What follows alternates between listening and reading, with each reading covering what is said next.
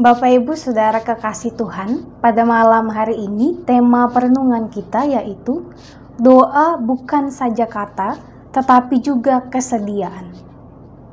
Selaku umat yang percaya kepada Kristus, doa adalah nafas kehidupan setiap kita manusia. Doa merupakan salah satu cara untuk mengungkapkan iman percaya kita kepada Tuhan, mengungkapkan harapan kita, dan juga ungkapan syukur atau terima kasih secara pribadi maupun secara kelompok.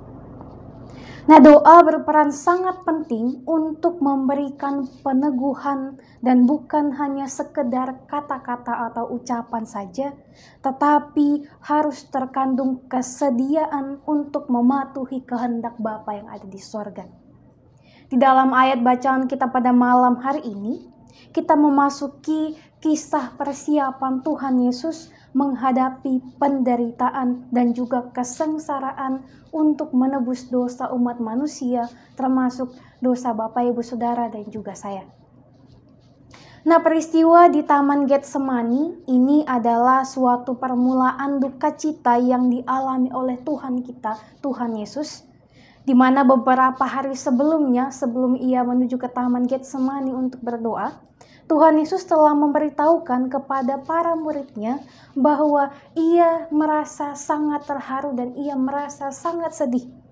Namun kini badai mulai sungguh-sungguh menerpa untuk menunjukkan bahwa Dia yang adalah Tuhan kita telah mempersembahkan tubuhnya untuk sebagai korban atas kehendaknya sendiri. Bukan karena kehendak siapa-siapa, tetapi karena kehendaknya sendiri.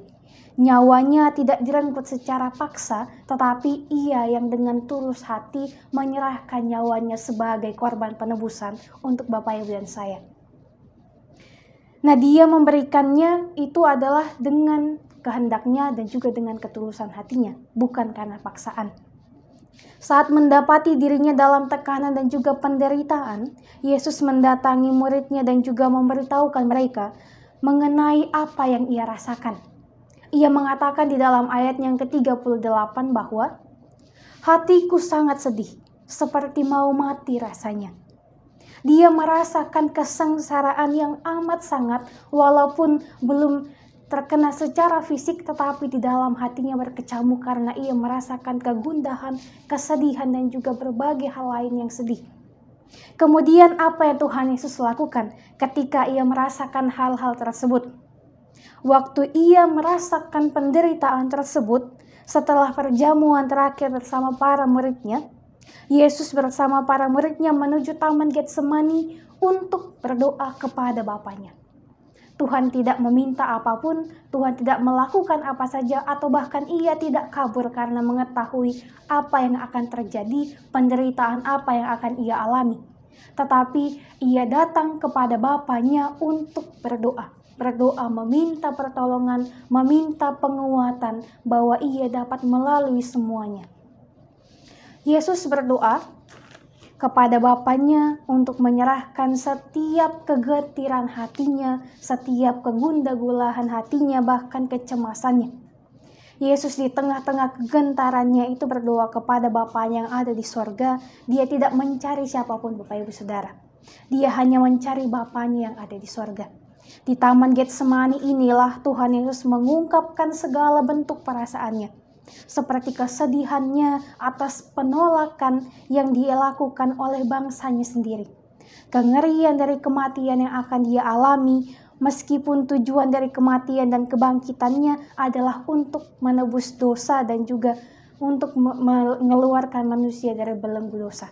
Tetapi Tuhan Yesus percaya bahwa ketika ia mati di kayu salib, ia telah melakukan apa yang dinubuatkan, dan juga ia tentunya adalah menunjukkan bentuk kasih setianya bagi kita untuk menebus kita dari dosa-dosa. Bapak Ibu dan Saudara yang dikasihi Tuhan, berbagai peristiwa yang dialami Tuhan Yesus ini mau mengingatkan kita bahwa Tuhan Yesus pun sebagai manusia akan menghadapi persoalan-persoalan yang berat, bahkan akan menghadapi ancaman kematian. Jika kita mengamati pergumulan Tuhan Yesus di Taman Getsemani ini, ada saat di mana ia ingin sekali melepaskan cawan pahit yang melambangkan penderitaan dan kesengsaraan. Tetapi Tuhan Yesus memberikan teladan yang mengajarkan kepada kita semua tentang bagaimana Dia bersikap terhadap pergumulan yang Ia hadapi, yaitu menyikapinya dengan berdoa, dengan datang kepada Bapanya, menyerahkan setiap pergumulan kehidupannya kepada Bapanya, yang adalah juga Tuhan dan juga Bapa kita. Apa yang dilakukan oleh Tuhan Yesus ini menunjukkan bahwa Ia pun tunduk kepada kehendak Bapa, bukan karena Ia berdoa sekedar meminta dilepaskan daripada cawan pahit yang Ia sebutkan tadi, tetapi Ia berdoa untuk menyerahkan kekhawatirannya dan juga sebagai tanda bentuk bahwa Ia tunduk kepada kehendak Bapa. Tuhan Yesus tahu bahwa apa yang akan dilakukan, yaitu Ia akan menderita dan juga mati di kayu salib untuk kepentingan semua umat manusia, bukan untuk kepentingan dirinya sendiri. Di dalam doanya di Taman Getsemani itu terungkap iman, terungkap harapan dan kasih Tuhan Yesus kepada Bapanya.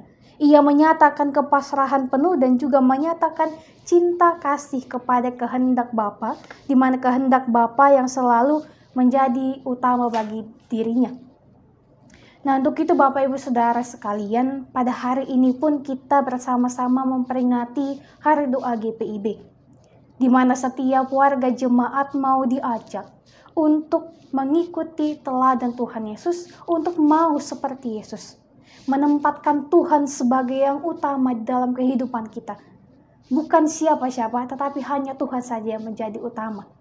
Sebab dengan berdoa, kita mendapatkan peneguhan dan juga kekuatan yang besar daripada Tuhan, agar kita tidak jatuh ke dalam pencobaan yang dapat membelenggu kita.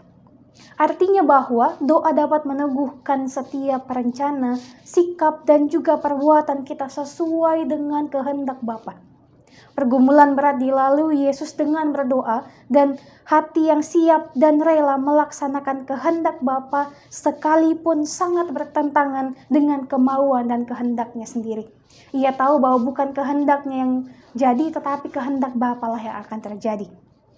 Persekutuan dengan Bapa membuat Tuhan Yesus sanggup untuk menghadapi setiap sengsara dan juga derita yang harus Ia tanggung. Begitu waktunya tiba, Ia bersiap menyongsong para musuh yang sudah dekat. Nah, untuk itu Bapak, Ibu, dan Saudara yang dikasihi Tuhan, melalui firman Tuhan pada malam hari ini, kita semua mau diajak untuk menyerahkan segala beban kehidupan kita, setiap ketakutan, kekhawatiran, tekanan hidup, dan masalah yang kita hadapi kepada Tuhan. Seperti Tuhan Yesus yang selalu datang kepada Bapanya, yang juga adalah Bapa dan juga Tuhan kita. Namun ingat, lakukan apa yang dapat kita lakukan dan berdoalah meminta pertolongan Tuhan untuk melakukan hal-hal yang telah kita doakan dan yang tidak dapat kita lakukan. Tetaplah mengerjakan bagian yang dapat kita kerjakan dengan sebaik-baiknya dan percayalah bahwa Tuhan juga akan mengerjakan bagiannya untuk memberikan kelegaan bagi kita selaku umatnya yang disayanginya. Hal yang memampukan Tuhan Yesus tunduk pada kehendak Allah adalah hubungan yang erat dengan Bapa. Ini mau membuat Dia mampu menghadapi pergumulan berat yang menimpanya. Oleh karena itu Bapak, Ibu, dan Saudara, marilah kita datang mendekat kepada Tuhan, mendekat kepada Bapa kita, dan juga tunduk pada kehendaknya, berdoa dan berjaga-jagalah, dan yakinlah bahwa apa yang kita doakan dan kita usahakan tentunya akan diperhitungkan oleh Tuhan, dan kita semua akan mendapatkan kelegaan dan juga kebahagiaan. Untuk itu selamat memasuki hari doa GPIB ini, tetaplah berdoa kepada Tuhan di dalam setiap keadaan, baik itu suka dan juga duka, tetap datang kepada Tuhan. Dan juga pada saat ini kita memasuki masa-masa ataupun minggu-minggu sengsara Tuhan Yesus, mari kita benar-benar menghayatinya dengan ketulusan hati, sehingga kita mampu mengartikan dan juga mengambil makna bahwa Tuhan yang adalah Allah yang penuh kasih itu mengasihi Bapak, Ibu, dan juga saya. Untuk itu tetap bersemangat, jalanilah kehidupan kita dengan penuh sukacita dan tak lupa untuk mengutamakan Tuhan di dalam kehidupan kita hari lepas harinya. Amin untuk firman Tuhan.